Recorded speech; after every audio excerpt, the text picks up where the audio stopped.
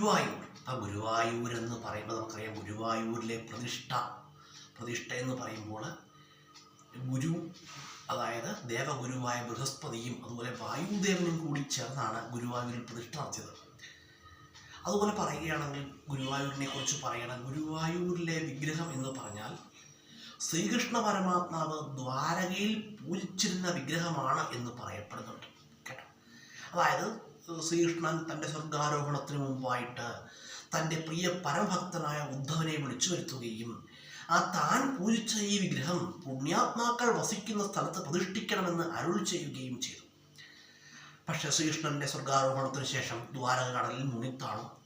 ഉദ്ധവൻ ഈ വിവരം തൻ്റെ ഗുരു കൂടിയായ ബൃഹസ്പതിയെ അറിയിക്കുന്നു. അതിന് പ്രകാരം ബൃഹസ്പതി എത്തുകയും ദേവഗുരുവായ ബൃഹസ്പതി എത്തുകയും വായു ഭഗവാനും ചേർന്ന് ഈ വിഗ്രഹം കേരളത്തിൻ്റെ മധ്യഭാഗത്തുള്ള തൃശ്ശൂർ എന്ന സ്ഥലത്ത്, തൃശ്ശൂർ ജില്ലയിലുള്ള ഗുരുവായൂരിലെത്തുകയും ചെയ്തു. ഈ വിഗ്രഹവുമായി അവർ ദേവഗുരുവായ ബൃഹസ്പതിയും വായുദേവനും ഈ വിഗ്രഹവുമായി ചെല്ലുമ്പോൾ അവരുടെ മുന്നിൽ സാക്ഷാൽ ശിവൻ പ്രത്യക്ഷപ്പെട്ടു. അതാണ് പറഞ്ഞത്. ശിവൻ പ്രത്യക്ഷപ്പെടുകയും ആ വിഗ്രഹം പ്രതിഷ്ഠിക്കാൻ ഇതുപോലെ പറ്റിയൊരു സ്ഥലം വേറെ ഇല്ലെന്ന് അരുൾ ചെയ്യുകയും ചെയ്തു. അങ്ങനെ ഗുരുവും വായുവും ചേർന്ന് ആ വിഗ്രഹം അവിടെ പ്രതിഷ്ഠിക്കുകയാണ് കേട്ടോ. അങ്ങനെയാണ് ഗുരുവായൂർ.